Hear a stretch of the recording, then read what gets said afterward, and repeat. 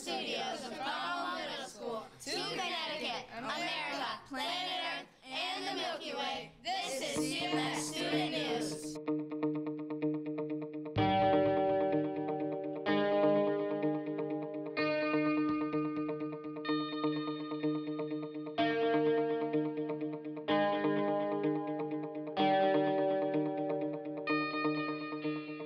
Hello CMS, I'm Jillian, and now today's top story. Starting next week, Cromwell Middle School teachers will be hosting Zoom meetings with their students. These meetings will allow students and teachers to have some much needed face time with each other. It's hard to believe that we've been apart since March 13th. To find out about these meetings, Mr. Kiss recently interviewed Mr. McGuff from Cromwell High School. Take a look. All right, so hello, I'm here with Mr. McGuff from Cromwell High School. For our audience, Mr. McGuff, what is your role at the high school? So I'm currently the technology resource teacher for the district, K-12, and I also teach a class at the high school on news broadcasting. So as you know, next week for our distance learning at Cromwell Public Schools, that we're going to be doing Zoom meetings between students and teachers. For many of us, this will be the first, or for all of us, probably the first time we've seen our students since March. Why do you think it's important to go that route? Well, you know, as you said, we haven't really seen each other in, almost a month and a half now. And so this will at least give us a little bit of face-to-face interaction, which is something obviously that we've been lacking for a while now. So, I think it's important for really both the teachers and the students to get that interaction. It also allows the teachers to answer questions and give instant feedback, versus chatting back and forth in Google Classroom, which works for getting the information, but it's not the fastest way to transfer that information. You put your response in, and then at some point they respond back, and then at some point you respond back. It just takes a very long time to, get those communications going. Whereas this is that face-to-face interaction, not quite as good as being in the classroom, but certainly much closer to that type of an experience. So it's really a much easier way for them to communicate. And also emotionally, you get that, that face-to-face connection. A lot of people are feeling, sort of alone or lost in this time because, you're kind of stuck inside and, by yourself or with your family. And so, you're not getting that interaction with outside people. So this will allow a little bit more of that interaction. So just like any, assuming you consider this a virtual classroom, but if it was a real classroom, there would be expectations for the students in there. What do you think would be expectations for a student who goes to a Zoom meeting for, say, his or her second period class? So kind of like you said, it's, it would be similar to a classroom. So you're going to have some similar types of rules that you would have in a classroom. Obviously, there's a technical piece to it, so there's going to be some technical side to it. But, most teachers are going to be setting some ground rules. This is an office hours type setting, so it's really just a meeting. It's not necessarily instructional. It's not like they're going to be teaching per se. But, you're going to want one speaker at a time.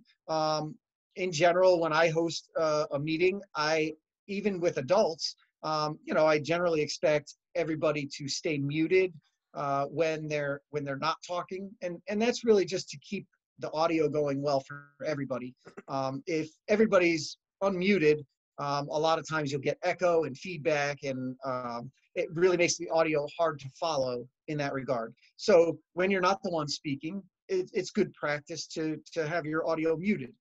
So that would be one. And again, just, respectful interaction, keeping your interactions with each other respectful, understanding that, everybody's all in that same place, so everybody can hear what's going on. So you want to make sure that you're being respectful to your classmates and to your teacher, and kind of following those guidelines. You mentioned office hours. What's the difference between office hours and instructional time? So office hours is going to be more of like a meet and greet type of a session, where the teacher is not going to be instructing or running a lesson on a given item. That doesn't mean they might not do demonstrations of some type. If a student asks a particular question, a teacher may, use the digital whiteboard to explain a specific answer to that question. So there may be some types of instruction, but for the most part, it's not an instruction lesson. These are office hours, an opportunity for the teacher to meet face-to-face with the students, for the students to see each other, say hi, touch base, find out if there are any issues with the assignments, things like that. It's going to be a much more relaxed environment and not a specific instructional environment. Again, not that there won't be some instruction, but that's not the focus of it. The focus is more that interaction. So if you're a parent watching this, what could a parent do to help support their student during a Zoom meeting? So really, for the most part, and obviously at the younger ages, the parents will be far more involved than they probably will be with some of the older students. But really just making sure that the kids are getting on, when those sessions are coming up, helping them if there are connection issues or issues with the devices. Parents can certainly help with those types of things. But for the most part, especially at the older levels, the kids should be able to run the sessions more or less themselves, join and bounce out. But just, having the parents around, they don't need to be in the session. The sessions are really for the students, not the parents. But the parents can certainly be around to make sure that, the kids can get on and that they are getting on to those sessions, because it is a good opportunity for them to ask those questions that they might have, or at least get some interaction with some teachers and some friends. All right, thank you, Mr. McGuff from Cromwell High. And if you have any questions, we're here for you. Well, today is a special day in Cromwell. This afternoon, around 4 p.m., Cromwell Public School teachers will be doing the first ever car parade around town. It is expected that over 100 Cromwell teachers and their cars may drive in your neighborhood. Hello, CMS. I am here with a new feature for you that comes to us from 8th grade language arts teacher, Miss Roccapiore.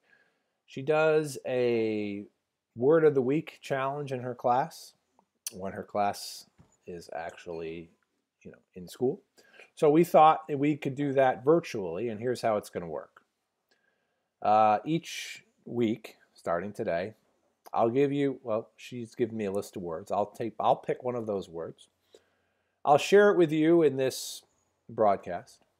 Your job is to do two things. One, define the word. What does the word mean? And two, use the word in a sentence. All right? All right? So here's the word. It's going to appear on your screen as I'm speaking. The word is synchronicity. The word is synchronicity. Your job is to figure out what that word means, and in the comments below in the Google Classroom for the CMS Student News, you write what the word means, and then two, write it in a sentence. I'll pick one of the people that respond, and I'll share, assuming they got the answer correct, both the sentence and the definition. I'll share that person, who that person is, on next week's news. So the word is synchronicity.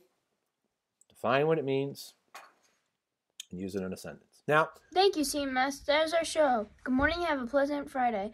Also, make sure to enjoy the parade tonight at 4 o'clock p.m.